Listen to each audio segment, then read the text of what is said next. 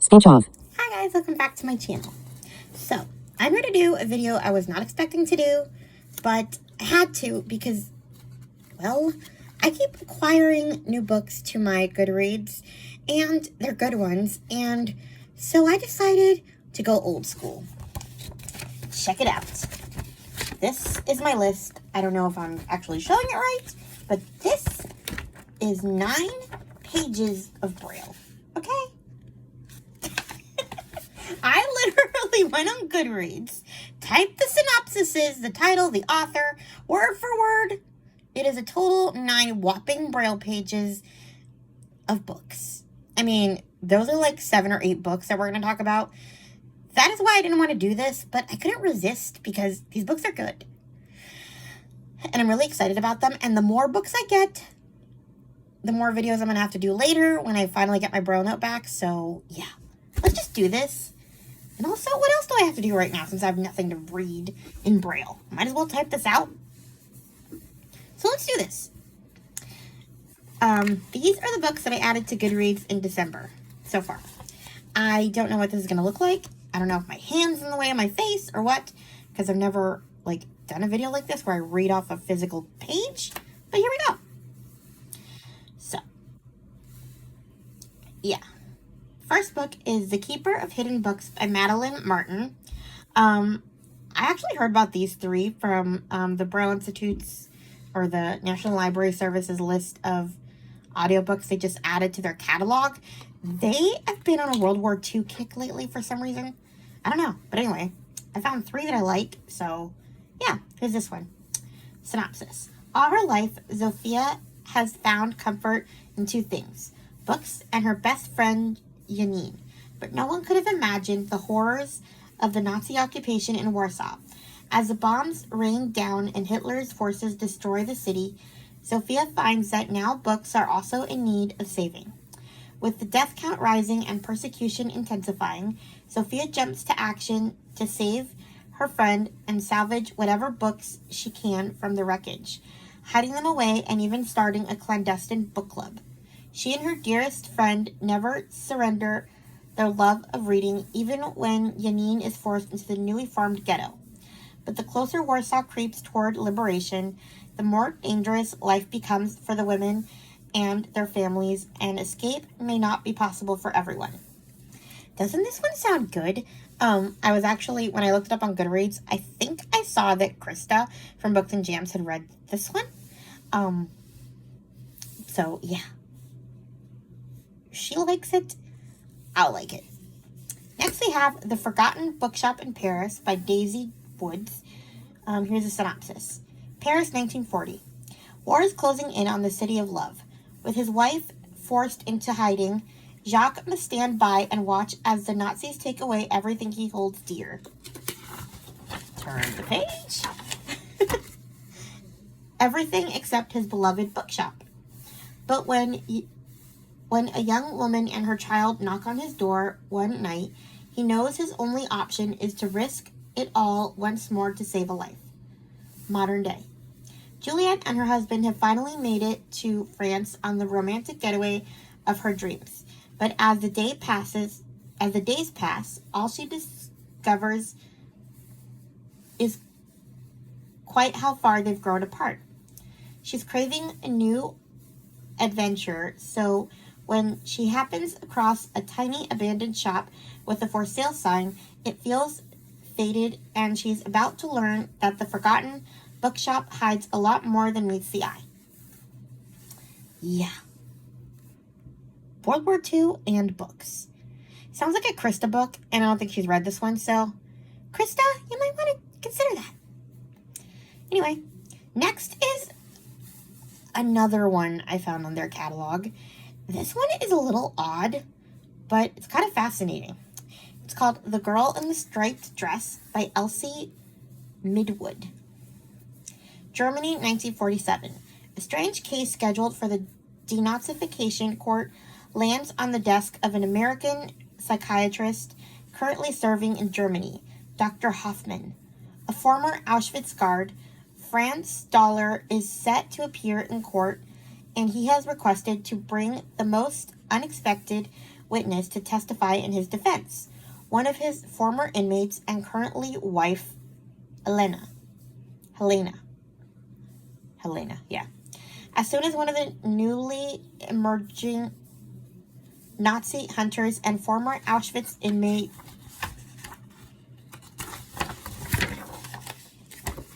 Andrew Novak recognizes the officer's name, he demands a full investigation of Dollar's crimes, claiming that the former SS man was not only abusing Helena in the camp, but is also using her as a ploy to escape prosecution. Silent, subdued, and seemingly dependent on her husband's every word, Helena appears to be a classic victim of abuse and possibly more of an aid to the prosecution instead of the defense. As she begins giving her testimony, Dr. Hoffman finds himself more and more confused at the picture that gradually emerges before his eyes. A perpetrator is claimed to be the savior and the accuser the criminal. The better Dr. Hoffman gets to know each participant, the more he begins to question himself whether he's facing a most unimaginable love story or a new and still nameless psychological disorder affecting the very manner in which Helena sees the events of the past. So basically, it sounds like, is this Nazi a good guy or a bad guy? And it's not clear. I mean, you'd think the Nazi would be the bad guy. Sounds kind of wild. Anyway, next we have Other Birds by Sarah Addison Allen. I cannot remember who I heard this one from. I want to say it's Amanda from On the Middle Shelf, but I cannot remember. I forgot to write it down. I always try to write down where I get my recommendations from. Fail on my part. Anyway.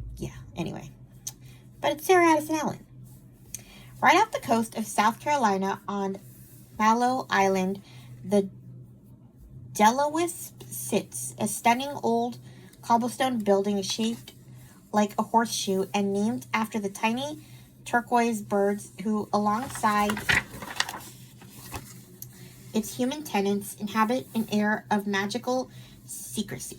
When Zoe comes to claim her deceased mother's apartment at the Delawisp, I'm not sure, she meets her quirky and secretive neighbors, including a young woman with a past, two estranged middle-aged sisters, and a lonely chef, and 3 ghosts. The sudden death of one of Zoe's new neighbors sets off a search that leads to the island's famous author and to a long-estranged relative of the sisters. Each of them has a story, and each story has an ending which hasn't yet been written. Sounds good to me, and there's some ghosts, so it sounds real fun. I'm interested in this one. I read Garden Spells and First Frost by Sarah Addison Allen, and I'm in the mood to read more. So yeah, this one could be maybe a springtime book. It's about birds. Next is one I got from Krista from Books and Jams. I remember this very clearly. The Room on Ruamali by Kristen Harmel. I love Kristen Harmel, and I don't know how I never heard about this one. Krista said that it wasn't like one of her favorites, but sounds interesting to me. When newlywed Ruby Henderson arrives in Paris in 1939 with her French husband Marcel, she imagines strolling arm in arm along the grand boulevards, awash in the golden afternoon light. But war is looming on the horizon, and as France falls to the Nazis, her marriage begins to splinter too. Charlotte Dacker is 11 when the Germans roll into the French capital, their sinister swastika flags snapping in the breeze. Oops, I'm turning 2 pages. I'm not used to this old school method. After the Jewish restrictions take effect and Jews are ordered to wear the yellow star, Charlotte can't imagine things getting much worse. But then the mass deportations begin and her life is ripped forever apart. Thomas Clark joins the British Royal Air Force to protect his country, but when his beloved mother dies in a German bombing during the waning days of the Blitz, he wonders if he's really making a difference. Then he finds himself in Paris in the shadow of the Eiffel Tower, and he discovers a new reason to keep fighting and an unexpected road home. When fate brings them together, Ruby, Charlotte, and Thomas must summon the courage to defy the Nazis and to open their own broken hearts as they fight to survive. Next, we have The Library Book by Susan Orlean. I heard about this one from Gloria Z. Thompson. I'm not really going to talk about it much. It sounds like it's about the Los Angeles Public Library and kind of an investigation into the burning of the library. The burning down of the library. I think it was in the 80s. I loved that library. I went there as a kid all the time. I live in Los Angeles. It had all the audiobooks, and I would leave with 10 from my library card and 10 from Dad's or Mom's. We were always there. Every few weeks we would go there. So it's interesting to, kind of read about it, I guess. Stuff I never knew about it. I kind of missed the place. But, now we've gone digital. There's really no reason for me, personally, to go to a library or a bookstore.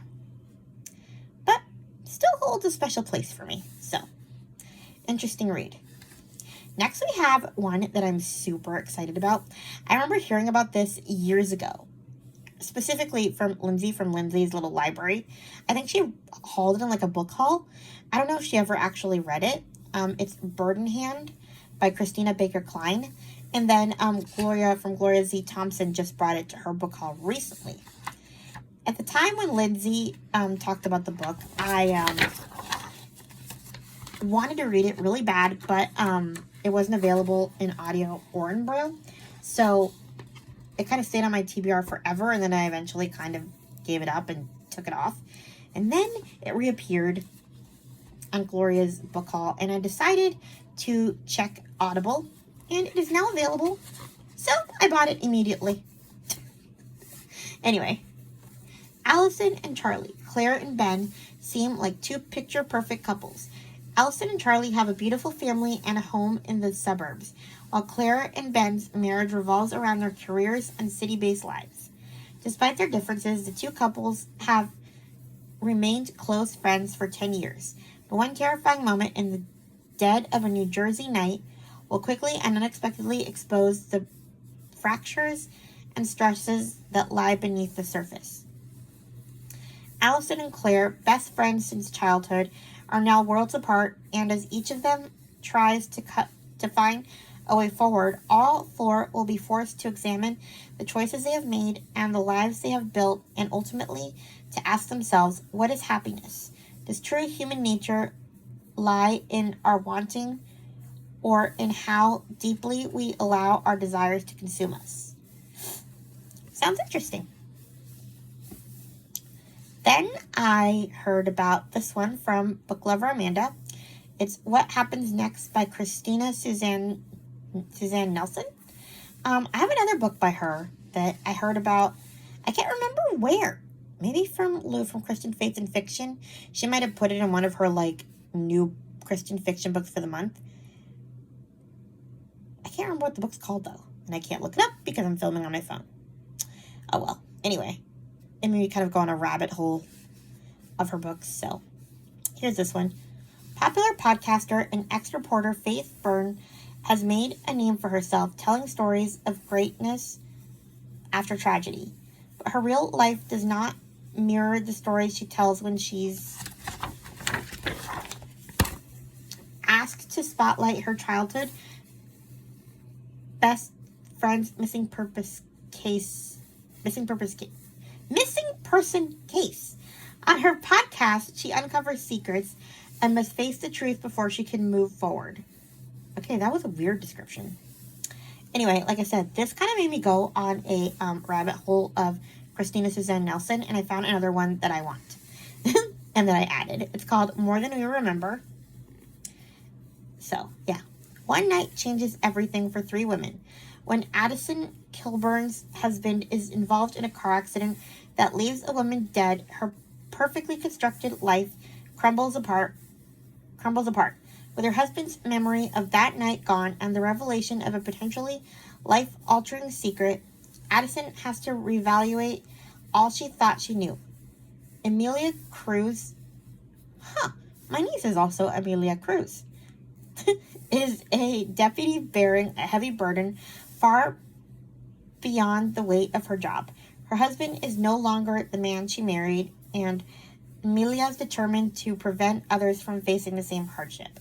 When she's called to the scene of an accident, pointing to everything she's fighting against, she's determined to see justice for those wronged. Brienne Damano is hiding from reality. She was thriving as a counselor, but when tragedy struck a beloved client, she lost faith in herself and her purpose. When her neighbors, the Kilburns, are thrown into crisis, Brienne's solitary life is disrupted, and she finds herself needed in a way she hasn't been in a while. As the lives of these women intersect, they can no longer dwell in the memory of who they've been. Can they rise from the wreck of the worst moments of their lives and become who they were meant to be? Yeah. I'm very confused as to how these people fit together. But they sound like they kind of do. Like, they're giving you, like, these little puzzle pieces, but it doesn't quite fit because it's confusing. But I guess that's the point. Anyway, I think this is my last book. The one I'm most excited about. Another World War II historical fiction. I don't know what is wrong with me with World War II historical fiction. But yeah, that's what it seems to all be. My list of books. The Light in Hidden Places by Sharon Cameron. I heard about this one from Lindsay's Little Library. One knock at the door and Stefania has a choice to make. It is 1943, and for 4 years, 16-year-old Stefania has been working for the Diamond family in their grocery store in Poland, singing her way into their lives and hearts. She has even made a promise to one of their sons, Ezekiel, a betrothal they must keep secret since she is Catholic and the Diamonds are Jewish. But everything changes when the German army invades Poland.